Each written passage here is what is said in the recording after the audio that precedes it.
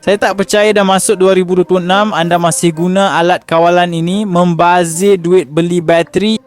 Ini barang lama, bila anda tahu anda akan buang alat kawalan ni. Ambil telefon anda, buka pelayar dan taip tag on Dcast.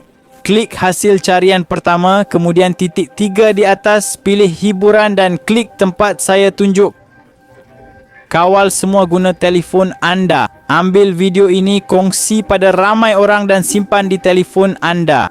Buka aplikasi itu, tunggu sebentar dan pilih jenama TV anda. Semua jenama ada. Tinggalkan komen jenama anda. Tunggu hingga serasi dengan TV anda. Lihat, ini lengkap dengan pelbagai pilihan, semua dalam kawalan anda. Boleh miliki di tangan anda guna telefon bimbit dan berfungsi dari jauh. Guna untuk tukar saluran, tambah kelantangan, komen jenama TV anda, dan jika anda tahu tak perlu bazir duit beli bateri atau alat kawalan lagi.